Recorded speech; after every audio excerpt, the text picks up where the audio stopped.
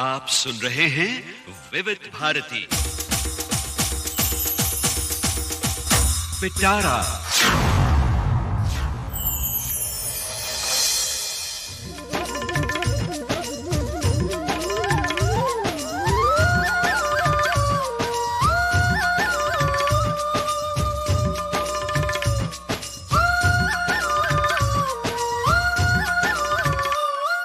पिटारा में आज सेहतनामा।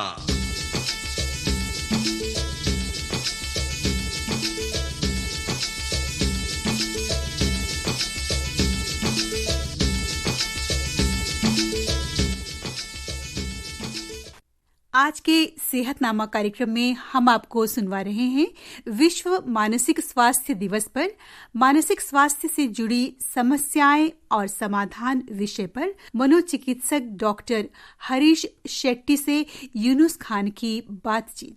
दोस्तों नमस्कार, मैं आपका दोस्त यूनुस खान हूं और सेहतनामा कार्यक्रम में आज हमारे साथ हैं डॉक्टर हरीश शेट्टी, जो विविध भारती से आपके जरिए पहले भी मुखातिब हो चुके हैं।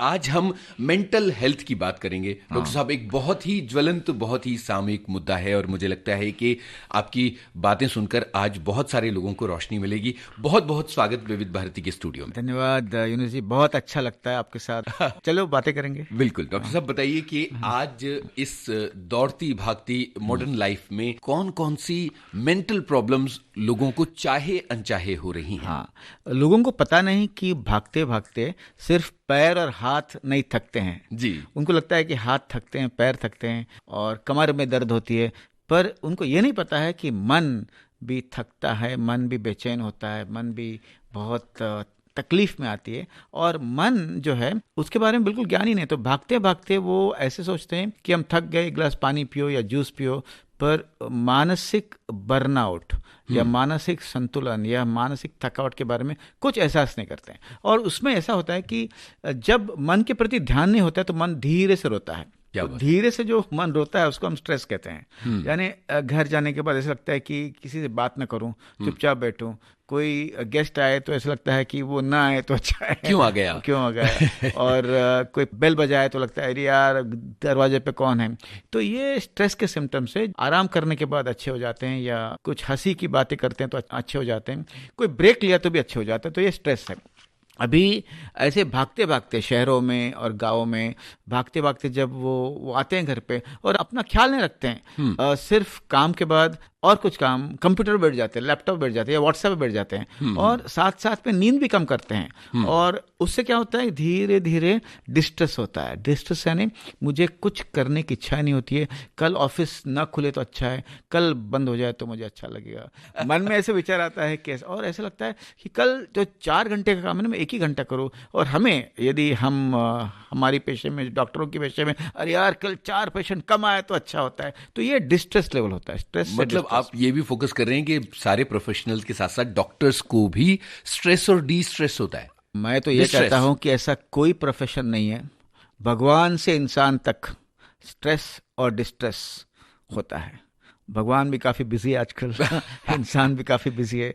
तो स्ट्रेस के बाद डिस्ट्रेस कि मुझे आज मैं काम पे न जाऊँ, कम पेशेंट देखूँ, तो ये डिस्ट्रेस होता है। अभी ये बढ़ते बढ़ते यदि हमने अपना नींद खोया, हमने समय पर खाना नहीं खाए और हम ठीक से आराम नहीं किए और बीच बीच में ब्रेक नहीं लिए। देखो ऑफिस में क्या होता है, पूरे दिन काम करते हैं, पर लोगों को पता नहीं कि माइक्रो ब्रेक्स लेना उतना ही आवश्यक है। 5 पेशेंट देखने के बाद 2 मिनट का विपश्यना करना या योग करना या प्राणायाम करना या टहल के आना या अपने घरों में फ़ोन करना या अपने एक मित्र को फ़ोन करना। जैसे हम लोग होते हैं ना, हम डॉक्टर लोग कभी कभी 5-6 पेशेंट के बाद अपने मित्रों को फ़ोन करते कहते हैं यार आज मैं पक गया हूँ। तो ये माइक्रो ब्रेक जब हम लेते हैं तो स्ट्रेस और डिस्ट्रेस कम हो जाता है। यदि हमने डिस्ट्रेस का भी ख्याल नहीं किया तो डिसऑर्डर हो सकती है और तब स्ट्रेस से डिप्रेशन, स्ट्रेस से एंग्जाइटी, स्ट्रेस से और बीमारियाँ हो सकती है। साथ साथ में मन और शरीर धीरे धीरे टूट जाता है। मन का जो हम कहते हैं ना चेन, जो वो टूटता है, बिखरता है और धीरे धीरे शरीर और मन साथ में रोता है और जिससे नींद कम आना, भूख कम लगना या भूख बहुत लगना, गुस्सा बहुत आना, कोई कामकाज में इच्छा नहीं होना, डर लगना, एक बात बार बार रिपीट करना, ऐसा लगना कि मुझे जीना ही नहीं है, मैं बिल्कुल बेकार हूँ, यूजलेस हूँ, मैं अपना पूरा पोटेंशियल यूज़ नहीं करता हूँ। और कभी कभी ऐसा भी लगता है कि सब लोग मेरे विरुद्ध हैं और सभी लोग मेरे अगेंस्ट कुछ काम कर रहे हैं। ऐसे अलग अलग तरह की बीमारियाँ, डिसऑर्डर हो सकती है। तो हाँ, जब स्ट्रेस होती है तब हम उससे जूझते हैं। कुछ लोग योग करते हैं, कुछ लोग विपासना करते हैं, कुछ लोग मेडिटेशन करते हैं, कुछ लोग भागते हैं, कुछ लोग डांस भी करते हैं, और कुछ लोग गाना भी गाते हैं, और कुछ लोग अलग जगह पर जाते हैं जहाँ मदिरा पीते हैं, जिससे स्ट्रेस कम नहीं होता है, स्ट्रेस और बढ़ता है। तो हम अपने आप से स्ट्रेस को कोप करने का प्रयास करते हैं, पर जब हम हार जाते हैं तब डिसऑर्डर या डिप्रेशन हो जाता है।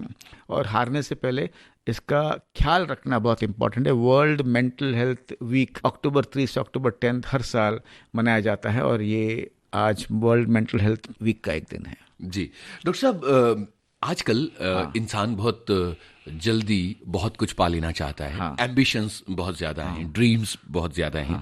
हर पीढ़ी का इंसान बहुत ज्यादा बिजी हो गया है, 24 घंटे कम पड़ने लगे हैं, अपने आप से बहुत ज्यादा उम्मीदें हैं, और ऐसे में एक पल वो बड़ा खुश और बड़ा शांत नजर आता है, और अगले ही पल बड़ा खूंखार और खतरनाक हो जाता है। बिल्कुल। ये जो मूड स्विंग्स हैं, इनका मेंटल हेल्थ से क्या ताल्लुक है? हाँ, मूड स्विंग्स हमें भी होती है, आपको भी होती है, और एस्पिरेशन होना और सपने देखना बहुत आवश्यक है, बहुत इम्पॉर्टेंट है। और हिंदुस्तान का व्यक्ति जो है आज आसमान में देखता है जी, ऊंची उड़ान करने की इच्छा है, और बड़े कमान पे पहुंचना, शिखर पर पहुंचने की बहुत इच्छा है, और शिखर पर पहुंचने के लिए उतावलपना भी है, और उन्हें लगता है कि जल्दी पहुंचना चाहिए, और ये भी अच्छी बात है, इसमें कोई दिक्कत नहीं है। To be excited and in hurry, ये बहुत अच्छी बात है, पर करते करते अपने आप पर ध्यान देना। इसका मतलब है मैं जब सब कुछ कर रहा हूं तो जो कुछ हो रहा है मेरे वजह से हो रहा है, अच्छा या बुरा, इसके लिए कोई जिम्मेदार नहीं है।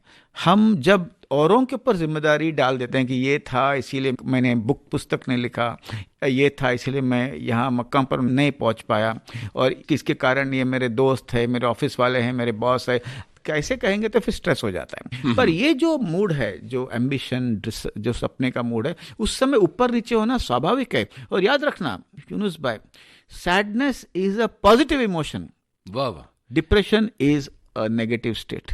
सैडनेस और डिप्रेशन में डिफरेंस है, हाँ, हर एक जो भावना है, यदि उदासीनता की यानी सैडनेस, डर की, जलन की, मत्सर की, और खुशी की, और आनंद की, और प्यार की, ये जो भावना है ये पॉजिटिव भावना है। तो sadness is a positive emotion, depression is a negative state. और यदि मुकाम पर पहुंचते पहुंचते हम थोड़े फ्रस्ट्रेट होते हैं, वो नॉर्मल है। फ्रस्ट्रेशन से फिर से एनर्जी आती है, फ्रस्ट्रेशन जब हम बांट लेते हैं फिर से एनर्जी आती है। तो थोड़ा ऊपर नीचे होना बिल्कुल सही है, परंतु ऊपर नीचे जो होता है मूड, उसमें और एक बात बहुत इंपॉर्टेंट है, नॉर्मल मूड स्विंग्स ये सभी को होता है। और खुशी जो है, जॉय, ऐसी चीज़ है कि हम उसको चेस नहीं कर सकते हैं। Joy is something which you can't chase and you can't avoid, sadness something you don't chase and you can't avoid. तो ये नॉर्मल है, जिससे एनर्जी मिलती है। पर साथ साथ में कभी कभी ऐसा भी होता है, कुछ लोगों को कुछ दिन बहुत एनर्जी रहती है और वो बहुत काम करते हैं, वो नॉर्मल से थोड़े और खुश रहते हैं। लोग कहते हैं कि कितना जॉली व्यक्ति है, 10 काम एक साथ करता है, उसको हम हाइपोमेनिक स्टेज कहते हैं, हाइपोमेनिक स्टेज, यानी उसमें कोई प्रॉब्लम नहीं है, सब काम संभाल लेता है, बहुत लोगों के साथ घूमता है, पार्टी अच्छा करता है, और अपने फैमिली को ठीक तरह से संभालता है, काम को भी ठीक तरह से संभालता है। पर ये स्टेज के बाद कभी कभी कुछ लोगों को डिप्रेशन का स्टेज आता है, जब वो बिल्कुल डाउन हो जाते हैं। एक चींटी देखा तो ऐसा लगता है कि हाथी है, एक छोटा सा फाइल देखा तो लगता है फाइलों का पूरा बंडल हमारे सामने पड़ा है, और ऐसा लगता है कि ये छोटी सी काम करने में दिक्कत आती है, बहुत खराब लगता है, ऐसा लगता है कि बंद रहूं मेरे रूम के अंदर, ऐसा लगता है कि कोई नहीं आया, ऐसा लगता है कि यार मेरा माइंड और मेरा तन बहुत स्लो हो गया है, हाथ उठाने के लिए बहुत समय जाता है, ऐसा लगता है कि भगवान मुझे यहाँ से उठा ले जाए। तो ये डिप्रेशन, हाइपोमेनिया और डिप्रेशन ये दोनों साथ साथ में आती है। कभी कभी कुछ घंटे या कुछ दिन या कुछ महीने हाइपोमेनिक स्टेज में हो सकते हैं, या कुछ घंटे, कुछ दिन या कुछ महीने डिप्रेस स्टेज पे हो सकते हैं। उससे हम बाइपोलर डिसऑर्डर कहते हैं। जी जी। और बाइपोलर में और एक तरह का होता है बाइपोलर, जहां उदासीनता की अटैक, डिप्रेशन का अटैक काफी समय तक रहता है, उसके बाद मेनिया के अटैक्स आते हैं। मेनिया ने क्या है, मैं भगवान हूँ, मैं हिंदुस्तान का प्राइम मिनिस्टर हूँ, मेरे में सिद्धि आई है, मेरे अंदर इतनी शक्ति है कि मैं बहुत कुछ कर सकता हूँ, मैं पैसे उड़ाता हूँ, मेरे पास जो पैसे मैं दे देता हूँ, मैं भागता हूँ, मैं घूमता हूँ, मैं अलग अलग रंग के कपड़े पहनता हूँ। और ये एबनॉर्मल हैप्पीनेस कहते हैं। ये हैप्पीनेस का बीमारी है जिसको हम मेनिया कहते हैं। उस समय एक्साइटेड मूड में रहते हैं लोग, वायलेंट भी हो सकते हैं। कुछ दिन पहले पूना में ऐसे हुआ था कि एक आदमी ने बीएसटी बस उसको रोक के जोर जोर से गाने लगा। लोगों ने उसको बहुत पीटा, पर उसको मेनिया का एपिसोड हुआ था। कुछ दिन ऐसे हुआ था कि एक आदमी बिल्कुल से ऑफिस में बहुत अच्छा काम करता था, 6 महीने आया नहीं था वो, पर एक बार आने के बाद तीसरे दिन म्यूजिक लगाकर ऑफिस में डांस करने लगा और सभी को कहा कि मैं मैनेजिंग डायरेक्टर हो गया हूँ। लोगों को लगा कि ये पागल हो गया। ये पागलपन नहीं है, ये मेनिया है। उसके पहले उदासीनता थी। इसको हम बाइपोलर डिसऑर्डर कहते हैं, जिसकी इलाज है क्या है भाई, कि जैसे फ्रिज के ऊपर वोल्टेज स्टेबलाइजर रखते हैं, है ना, जिससे वोल्टेज ऊपर नीचे हो, फ्रिज अच्छे से रहे, वैसे ही ऐसे बीमारी में जब मूड बहुत ऊपर कुछ दिन, बहुत नीचे कुछ दिन, उसे मूड स्टेबलाइजर देने की आवश्यकता होती है, जिससे मूड यूथाइमिक रहे, नॉर्मल रहे और ज्यादा ऊपर नीचे न जाए। और बाइपोलर डिसऑर्डर का इलाज है, और जल्दी से हमने पहचाना और उसका इलाज किया तो जिंदगी बहुत अच्छी चल सकती है। बड़े क्रिएटिव होते हैं लोग। जी जी। और मानसिक रोग से डरने की कोई आवश्यकता नहीं यूनुस भाई। मानसिक रोग जैसे हम फीवर है, मलेरिया है, डायबिटीज है, हाइपरटेंशन, जो ऐसे ही है, और किसी को भी हो सकता है यूनुस भाई, आपको या मुझको। और इसका इलाज करना बहुत दिलचस्प बातें हैं और वो कुछ नई बातें सामने आई। जाहिर है कि कुछ नए सवाल भी हैं। आपने कुछ मेनिया जो होते हैं उनके बारे में बताया, और ये बताया कि मन एक झूले की तरह कभी ऊपर और कभी नीचे होता रहता है। एक चीज के बारे में बात करें, फिर इलाज के बारे में बात करेंगे। आधुनिक जीवन में बहुत सारे लोग ऐसे होते हैं जो धीरे धीरे अपने अपने भीतर गुम होते चले जाते हैं। अपने आप से बात करते हुए, बड़बड़ाते हुए नजर आते हैं। उनको लगता है कि सारी साजिशें उनके खिलाफ रची जा रही हैं, दुनिया उनके खिलाफ है, अदृश्य लोग नजर आने लगते हैं उनको। ये किस तरह का रोग है, ये क्या है, क्यों, और इसका क्या उपाय? जब कोई अकेला अपने साथ बात करता है जी, कभी कभी ये नॉर्मल भी हो सकती है। कुछ लोग अपने मन के विचार के साथ उत्तर देते हैं उसको, और कोई ऐसे घटना हुई तो उसको अपने आप से सोचते हैं, लाउड थिंकिंग कहते हैं, और वो एक आदत है, वो तो ठीक है, वो जिंदगी भर रहती है कुछ लोगों में। पर कुछ लोग जो है अकेले में बड़बड़ाते हैं, तब उनको कान में आवाज आती है, और वो आवाज वो एबनॉर्मल होती है। इसका मतलब ये सच नहीं होती है, ये हवा से कोई आवाज़ सुनते हैं, ऐसा उनको लगता है कोई मेरे बारे में बात कर रहा है, कोई दो लोग मेरे विषय में बात कर रहा है, मेरे विरुद्ध कुछ कट कर रहा है, भला कर रहे हैं, और ऐसे काफ़ी आवाज़ें आती हैं। वो आवाज़ को वो रिस्पॉन्ड करते हैं और वो बातें करते हैं। उन्हें पता नहीं कि और लोग वहाँ उसके बारे में क्या सोचते हैं, उन्हें उसका होश और एहसास भी नहीं होता है। और उसको हम कहते हैं हैलुसिनेशन। हैलुसिनेशन यानी बाहर से हमें ऐसा लगता है कि हमसे कोई बात कर रहा है, पर ऐसा कोई सच नहीं है जी। और हम उसको जवाबी उत्तर देते हैं, जिसको हम कहते हैं मटरिंग ऑफ थॉट्स। अपने आप से बात करते हैं, और वो घर पे बैठकर ऐसे सोचते हैं कि जरूर मेरे घर वाले ने, या कोई बाजू वाले ने, या ऑफिस में, या कंप्यूटर से मेरे मन को कंट्रोल कर रहे हैं, और मेरा सब कुछ विचार जो है टीवी में सामने व्यक्त होता है, या लाउड स्पीकर में भी कभी कभी वो लोग सबको बता देते हैं। उसको कहते हैं थॉट डिसऑर्डर। और ये हैलुसिनेशंस और ये थॉट डिसऑर्डर जब होता है, उसके साथ साथ डिल्यूजन्स भी होते हैं, यानी फॉल्स अनशेकेबल बिलीफ। मुझे पक्का पता है कि इस व्यक्ति ने या कोई लोगों ने मिलकर मेरे विरुद्ध जादू टोना किया है और मेरे विरुद्ध साजिश रचा है जिससे मैं खत्म हो जाऊंगा। और कितना भी समझा है तो उस व्यक्ति को कुछ नहीं होता, और जितना समझाएंगे उतना उसको ऐसा लगेगा कि आप भी उसके साथ हो। उसको हम स्किज़ोफ्रेनिया कहते हैं जी। और ये शक की बीमारी शक की बीमारी भी हो सकती है, शक का स्वभाव भी हो सकता है जो कंटिन्यूस रहती है, पर उसमें वो नॉर्मल अपनी जिंदगी जीता है और सब कुछ करता है, औरों को पता नहीं चलता है, पर वो शक का स्वभाव। पर ये शक की बीमारी जो है कभी भी स्टार्ट हो सकती है, और स्टार्ट होने के बाद लोग पहचानते नहीं, लोग अपनी पत्रिका दिखाने जाते हैं, कुंडली दिखाने जाते हैं, और घूमते घूमते दरगाह या मंदिर या मस्जिद या चर्च घूमते घूमते रहते हैं, और वो ढूंढते हैं कि इसके विरुद्ध हम कुछ करें जिससे वो जो बला है टल जाएगा।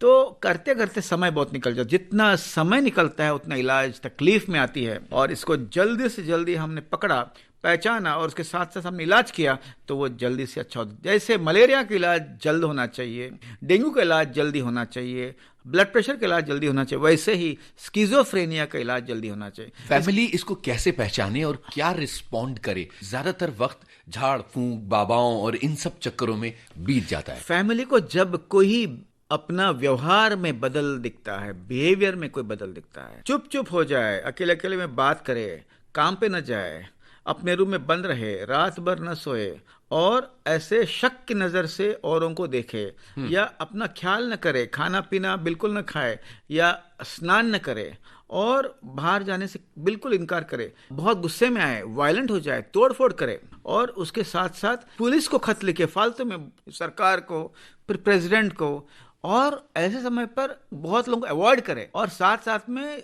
मंदिर मस्जिद का चक्कर काटे, और बला या ऐसे जो चीजों को हटाने के लिए 10 जगह घूमे। तो ऐसे कुछ भी इसमें से कोई एक भी लक्षण रहा तो मेंटल हेल्थ चेकअप होना बहुत जरूरी है। जी जी। क्योंकि यूनुस भाई, जब शरीर में पीड़ा होती है हम डॉक्टर के प्रति भागते हैं, छाती में दुखती है तो सीधा जाके ईसीजी निकालते हैं, गैस है या हार्ट है, बुखार आए तो हम सीधा भागते हैं डेंगू है या मलेरिया है। वैसे ही बर्ताव में थोड़ा भी परिवर्तन हुआ तो मेंटल हेल्थ चेकअप करना बहुत ज़रूरी है। Mental health checkup physical health checkup का उतना ही इंपॉर्टेंस है। सभी अस्पतालों में फिजिकल हेल्थ चेकअप के साथ मेंटल हेल्थ चेकअप होना ज़रूरी है। और यदि हमने जल्दी चेकअप किया, पेशेंट यदि डॉक्टर के पास ना गए तो भी रिलेटिव्स जो है वो डॉक्टर के पास जाना चाहिए, और डॉक्टर के पास जाने के बाद वो कहे कि ऐसे कुछ होता है, डॉक्टर खुद घर आकर या किसी साइकोलॉजिस्ट को, किसी काउंसलर को घर भेजकर उसे एग्जामिन करे और इलाज जल्द से जल्द स्टार्ट करे, जिससे ये लोग बाहर आ सकते हैं। स्किज़ोफ्रेनिया में 70% पेशेंट्स नियर नॉर्मल हो जाते हैं जी। 15-20% पेशेंट्स को थोड़ा लंबा इलाज, बार बार अस्पताल में जाना ये ज़रूरी होता है। और एक बार इलाज होने के बाद, अच्छे होने के बाद, उसको अपने काम में कैसे रीइंटीग्रेट करें ये भी इम्पॉर्टेंट है। क्योंकि इलाज होने के बाद, मुझे आज भी याद है, एक ऐसा पेशेंट था जो धोनी के 6 देखकर अपने सोफा में कूदने लगा जी। तो माँ बाप को लगा ये फिर से कुछ होता है क्या वायलेंट। माँ बाप इमीडिएटली फोन करके उन्होंने कहा इसको क्या दवाई दो। डॉक्टर ने कहा मेंटली इल पेशेंट्स को नॉर्मल इमोशंस एक्सपीरियंस करने का हक है। क्या बात। तो एबनॉर्मल इमोशंस, एबनॉर्मल बिहेवियर और नॉर्मल इमोशंस में फर्क समझना इंपॉर्टेंट है। ऐसे समय पर फैमिलीज को काउंसलिंग करना जरूरी है। फैमिलीज को ये समझाना क्या बीमारी है, आपको क्या क्या अपेक्षा होगी, आप उसके साथ कैसे बर्ताव करना चाहिए, आपको अंदर से क्या होता है, आपको अंदर से क्या पीड़ा होता है, ये भी एक बहुत बड़ा विषय है। और एक बात ध्यान रखना, मेरे पास एक थे पेशेंट, वो अच्छे हो गए, आए मेरे पास और उन्होंने ये कहा कि डॉक्टर साहब मुझे मेरे माँ को वापस देना। मैंने कहा क्या हुआ? अभी वो माँ नहीं रही है, वो आपके असिस्टेंट साइकियाट्रिस्ट हो गई है घर में। बार बार पूछती है कान में आवाज आता है क्या, कोई ऐसे विचार आते हैं क्या, माँ की ममता हमने खो दिया। तो मैंने माँ को कहा आपको अपनी ममता दिखाना है बच्चों के प्रति, इलाज हम करेंगे, आपको कोई तकलीफ है तो हमारे पास आइए, हम आपको ठीक तरह से पूरा समझाएंगे। और एक बात जी, बहुत बड़ी बात है यूनुस भाई, हिंदुस्तान के पेशेंट या विश्व के पेशेंट दवाई बंद करते हैं, खाना नहीं बंद करते हैं। तो उन्हें लगता है कि अभी 1-2 हफ्ते के बाद सिम्टम्स कम हो गए, अभी ये अपने आप हंसना, अपने आप बात करना बंद हो गया, और अभी हम थोड़ा इलाज को बंद करें। क्योंकि गोली को देखकर उन्हें ऐसा लगता है कि ये कोई नहीं खाता, ये हमारा बच्चा क्यों खाता है। 1000 मुंह में से 6 लोगों को ये तकलीफ होती है कहीं भी पूरे विश्व में। आज तक हमें पता नहीं कि क्यों होता है, हमें ये पता है कि होने के बाद इसका इलाज क्या है। तो एक गोली बंद करते हैं। किसी भी हालत पर डॉक्टर के राय के बिना गोली बंद मत करना, क्योंकि गोली बंद होने के बाद फिर से जो एपिसोड आती है उससे रिकवरी कंप्लीट नहीं होती। जितने अटैक्स आते हैं उतनी रिकवरी कम हो जाती है और इमोशनल डिसेबिलिटी जो है ये उनमें रहता है और इससे काम करने की क्षमता कम होती है, प्यार करने की क्षमता कम होती है और जीने का रस भी कम होता है। इसीलिए गोली बिल्कुल नहीं बंद करना। और बाहर वालों को जाकर ये मत कहना कि हमारा बेटा हमारा भाई ये गोली खाते हैं। बाहर वाले हिंदुस्तान में क्या है पता है यूनुस भाई? 3 बातें सभी को पता है। पॉलिटिक्स का ज्ञान सबको है जी। क्रिकेट में कैसे बर्ताव करना चाहिए टीम के प्रति वो सभी को पता है, सब राय देते हैं। और मानसिक स्वास्थ्य, राजनीति, क्रिकेट और मानसिक स्वास्थ्य पर सबका राय है। तो ये इनके राय को हटा के गोली किसी भी हालत पे राय के बिना, डॉक्टर राय के बिना बंद नहीं करना चाहिए। और साथ साथ में गोली से कोई भी तकलीफ हो तो डॉक्टर के पास जाके पूछना क्या होता है। स्किज़ोफ्रेनिया से 70 से 80% पेशेंट्स नियर नॉर्मल होते हैं और कुछ तरह के काम कर सकते हैं। ये समझना बहुत इम्पॉर्टेंट है। किसी को भी हो सकता है, 1000 में से 6 लोगों को होती है और फैमिलीज में होने की संभावना ज़्यादा होती है। डॉक्टर साहब, बहुत महत्वपूर्ण जानकारियां इस हिस्से में आपने दी हैं और जो फोकस किया कि दवाएं बंद नहीं करनी चाहिए और परिवार या सहकर्मियों को किस तरह का बर्ताव करना चाहिए, ये बहुत महत्वपूर्ण था। डॉक्टर साहब, हमने स्किज़ोफ्रेनिया की बात की, हमने मेनियाज की बात की, बाइपोलर डिसऑर्डर की बात की, डिप्रेशन की बात की और डिस्ट्रेस की बात की। तरह तरह के फोबियाज आधुनिक जिंदगी का हिस्सा बन चुके हैं और कई ऐसी चीजें जिनसे नहीं डरना चाहिए या कई ऐसी सिचुएशन जो जिंदगी में बहुत नॉर्मल होती हैं, कई लोगों के लिए वो बहुत खतरनाक सी बन जाती हैं। इनके बारे में बात कीजिए। मेरे पास साल में बहुत सारे पेशेंट आते, कहते हैं मुझे अब्रॉड जाना है जी, पर मैं फ्लाइट में बैठकर बहुत दिन हुआ, गया ही नहीं फ्लाइट पर, बहुत दिन से फ्लाइट में नहीं गया हूँ। काफ़ी सीनियर एक्टर्स हैं हमारे जो 25-25 साल से प्लेन में नहीं गए। तो ऐसे लोग आते हैं तो हम कहते हैं हम आपको फ्लाइट में बिठा देंगे। पूछताछ करते हैं कि तुम्हें हाइट्स का डर लगता है क्या, बंद कमरे का डर लगता है क्या, ओपन कमरे का डर लगता है क्या, लिफ्ट का डर लगता है क्या। ऐसे डर पूछते पूछते उन्हें कहते हैं नहीं, अभी ट्रेन में नहीं जा सकता हूँ, मैं अपनी कार में जाता हूँ और ये फ्लाइट पर मुझे बिठा दीजिए। हम कहते हैं कि देखो, एक साइकेट्रिस्ट या साइकोलॉजी का एक वाक्य मैं आपको बताना चाहता हूँ। मैं कहता हूँ graded exposure with desensitization. Hindi में कहते हैं धीरे से करीब जाइए उस डरावने काम के तरफ जी। यानी आपको फ्लाइट का डर लगता है तो धीरे से अपने एरोप्लेन्स के पिक्चर जरा देखिए, एयरपोर्ट के आसपास घूम के आ जाइए। लोग जो एयरपोर्ट में जो प्लेन में जा रहे हैं उनको छोड़ने के लिए आप जाइए। उसके साथ साथ शवासन या और रिलैक्सेशन थेरेपी हम उनको देते हैं और धीरे से कहते हैं कि एक छोटा फ्लाइट लीजिए, बम्बई से औरंगाबाद लीजिए, बम्बई से गोवा लीजिए और इस छोटे जो फ्लाइट में किसी के साथ जाइए, किसी एक व्यक्ति के साथ जाइए। और साथ साथ में कभी कभी हम छोटा सा एक गोली भी देते हैं जिसको एंटी एंग्जाइटी गोली कहते हैं जी। और वो गोली के साथ यदि किसी के साथ छोटा फ्लाइट में गए तो 5 तरह का होता है डर। एक, फ्लाइट में जाऊंगा ये सोचकर, टेक ऑफ का डर होता है जब पूरे डोर्स बंद हो जाते हैं। साथ साथ में फ्लाइट टेक ऑफ के बाद जब थोड़ी ऊपर नीचे होती है तब डर लगता है।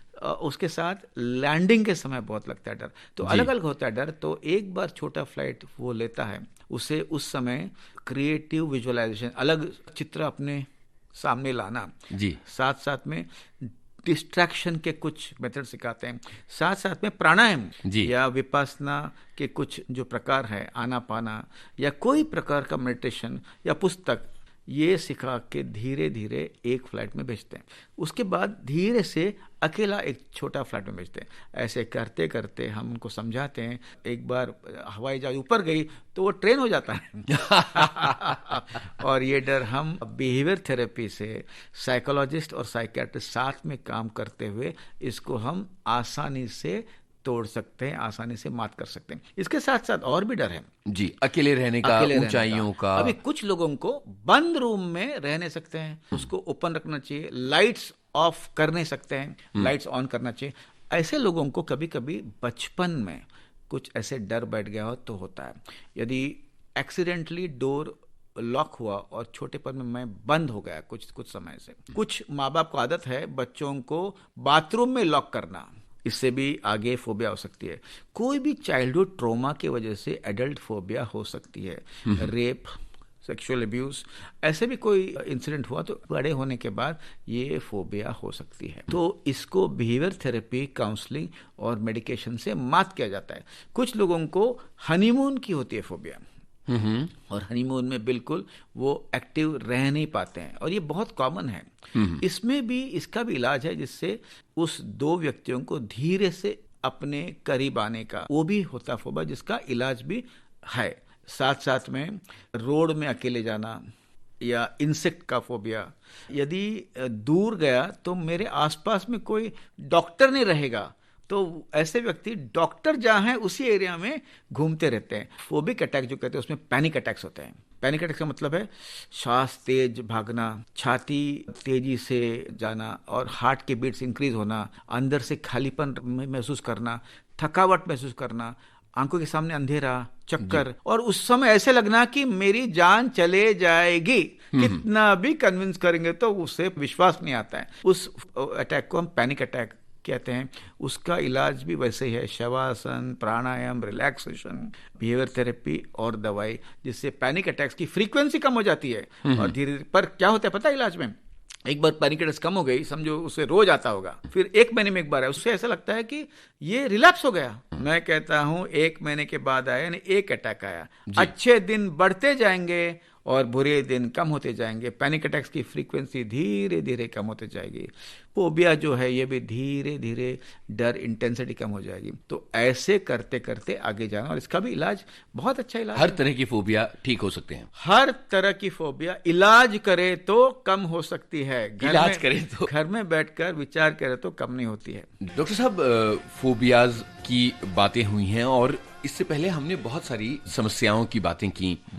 एक स्थिति हमारे परिवार और समाज में ये देखी जाती है कि जरा सा मेंटल हेल्थ बिगड़ी तो ये समझा जाता है कि फला शख्स जो है वो पागल हो रहा है, पागलपन के कगार पर है, और उसके बाद पूरी फैमिली और पूरा समाज, सहकर्मी, दफ्तर के लोग, पास पड़ोस के लोग सब अजीब तरह का बिहेवियर करने लगते हैं। व्यक्ति अलग थलग पड़ने लगता है। आप बताइए कि हम सबकी क्या जिम्मेदारी हो जाती है अपने आसपास किसी मानसिक समस्या से ग्रस्त व्यक्ति को संभालने की? हाँ, यदि किसी का पैर में फ्रैक्चर हो गया तो लोग बहुत सहानुभूति, करुणा से उसके प्रति बिल्कुल देखते हैं। उस प्लास्टर के ऊपर आई लव यू भी लिखते हैं। घर बार बार जाते हैं, कहते हैं अच्छा हो जाओ, आराम से आ जाओ, ऑफिस आने की कोई जल्दी नहीं है। परंतु वैसे ही किसी का मन का जब फ्रैक्चर होता है, यानी मानसिक रोग, तब एक तो ये फ्रैक्चर दिखता नहीं है, इसके बारे में एहसास नहीं है, और सबसे बड़ी बात, इसको ये क्यों हुआ, इसका मूलभूत कारण क्या है। हम कहते हैं मूल भी नहीं, भूत भी नहीं। डायबिटीज किसी को भी हो सकता है, बाइपोलर डिसऑर्डर किसी को भी हो सकता है, स्किज़ोफ्रेनिया किसी को भी हो सकता है, फोबिया किसी को भी हो सकता है। तो एक तो इसको एक्सेप्ट करना कि ये जो डॉक्टर ने जो लिख के दिया है ऑफिस वालों को, या डॉक्टर ने जो समझा, ये सच है। डिप्रेशन कभी कभी इनविजिबल होता है। Depression is very cunning, it can present in different disguises.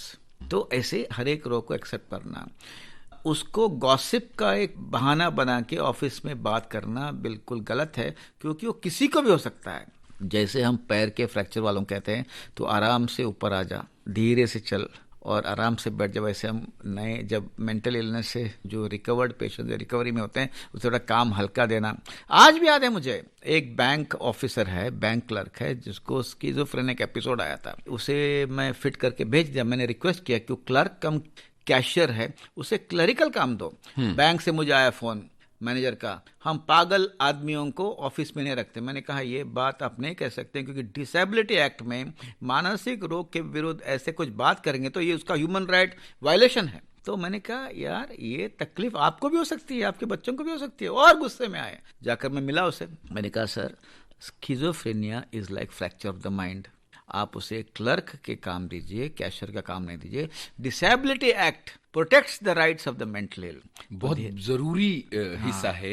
ये सबके लिए जानना जरूरी है कि कानून अधिकार देता है बिल्कुल बराबरी का, और ये कोई डिसेबिलिटी चैरिटी नहीं है जी। आप कोई उसके प्रति कोई दान नहीं कर रहे हो, ये उसका हक है जी कि वो क्लर्क का काम करते, तो क्लर्क का काम करते करते बढ़ते गए। धीरे से मैंने वो मैनेजर को समझाया, कुछ पुस्तकें भेजी, कुछ इन्फॉर्मेशन भेजी, तो धीरे धीरे उसे समझ में आया। लोगों को मानसिक रोग के बारे में अवेयरनेस नहीं, ज्ञान नहीं है। कुछ 100 साल पहले लेप्रेसी का भी वैसे ही था जी, और अन्य जो रोग थे उसका भी वही हालत थी। तो ये अवेयरनेस बढ़ाना, इस व्यक्ति को घर के अंदर भी केप गोट नहीं करना। जैसे मेरे पास एक आया था व्यक्ति, उसने कहा कि मैं इलनेस में मैं अभी अच्छा हो गया हूँ, पर मेरा जो बिजनेस का शेयर है मुझे नहीं मिलता है। मैं इक्वल शेयर मेरे भाई के साथ मेरा बिजनेस में है, पर मेरा भाई सिंगापुर घूमता है। वो कहता है मैं काम करता हूँ, इसके लिए मैं सिंगापुर घूम के आता हूँ, पर तुम काम नहीं करते हो, तुम बाहर घूमने नहीं जा सकते हो। ऐसे न करते हुए उसका हक जो मिलना चाहिए,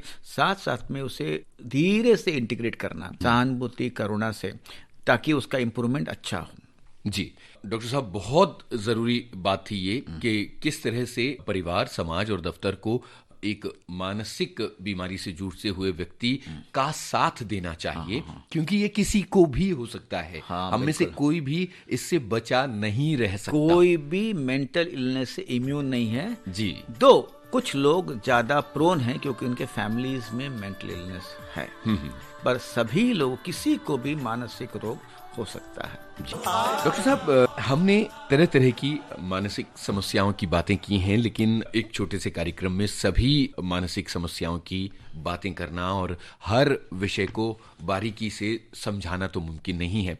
आप जैसे नामी एक्सपर्ट विविध भारती के स्टूडियो में हैं और देश और दुनिया के कोने कोने में लोग इस बात को बहुत ध्यान से सुन रहे हैं, क्योंकि सारी दुनिया में मानसिक समस्याओं के जो आंकड़े हैं वो तेजी से बढ़ते चले जा रहे हैं। बिल्कुल। आप बताइए कि ये वो लोग हैं जिनमें कुछ गृहिणियां हैं, कुछ प्रोफेशनल्स हैं, स्टूडेंट्स हैं, बुजुर्ग हैं, इनसे आप अपने मन की क्या बात कहना चाहेंगे इस विषय पर? कुछ बातें जरूर बताऊंगा। एक तो सबसे महत्व की बात, आप व्हाट्सएप और स्क्रीन के सामने अपना टाइम कम करो जी। रात को बिस्तर के साथ सो जाओ, फोन के साथ या लैपटॉप के साथ मत सो। आप अपनी नींद को तकलीफ दोगे, क्योंकि हम जिंदगी में 1/3 टाइम सोते हैं। नींद के साथ खिलवाड़ करोगे तो 10-15 साल में आपका शरीर और मन टूट जाएगा। तो स्लीप वेल। नंबर 2, व्यायाम कीजिए। कुछ भी हो तो आधा घंटा चलिए, भागिए, डांस कीजिए, स्किपिंग कीजिए या खेलिए। कुछ अंक मार्क्स कम मिले तो चलेगा, कुछ थोड़ा इंक्रीमेंट नहीं मिला तो भी चलेगा। अप्रेजल से ज्यादा इंपॉर्टेंट एक्सरसाइज है। क्या बात है। जैसे हम तन की साफ सफाई करते हैं, वैसे मन की साफ सफाई करना इंपॉर्टेंट है। इमोशनल वेल्थ बढ़ाना उतना ही इंपॉर्टेंट है जितने बैंक में पैसे जमाना।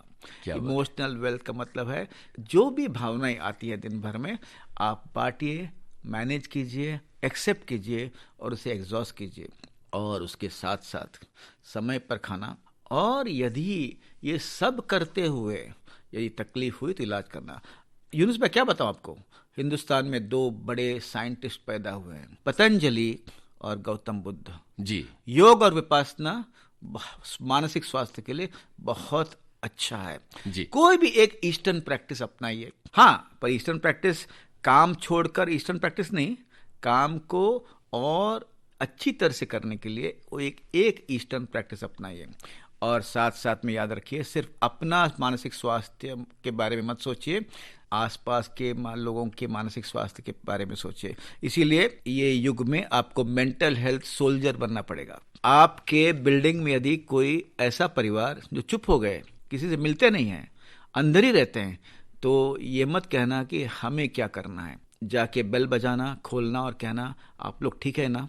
पता होगा कि कोई ना कोई फैमिली में डिप्रेस्ड होंगे, बहुत शर्मिंदे होंगे, बाहर नहीं आते होंगे। ऑफिस में यदि कोई आपसे हेलो नहीं कहता है तो इसका मतलब एटीट्यूड ऐसा नहीं है जी। ऑफिस में यदि कोई हेलो नहीं कहता है तो इसका मतलब है वो चुप हो गया है, वो चुप हो गई है, वो डिप्रेस हो सकती है, वो एरोगेंट नहीं, वो सैड हो सकती है।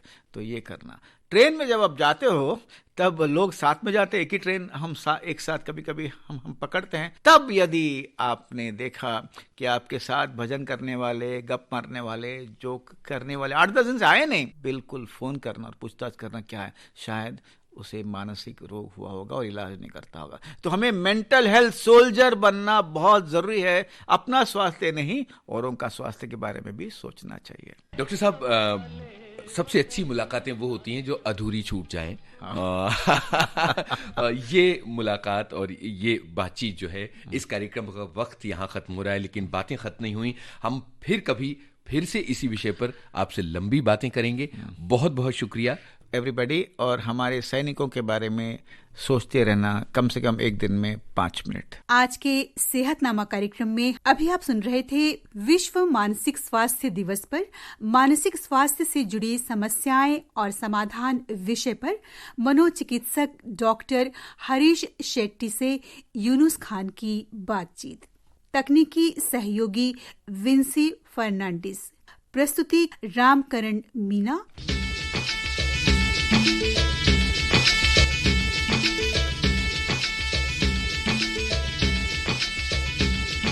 आज के पिटारे में था सेहतनामा, जिसकी बारी पिटारे में हफ्ते में सिर्फ एक दिन आती है। वैसे पिटारा तो सातों दिन खुलता है। हर रोज सुनिए पिटारा।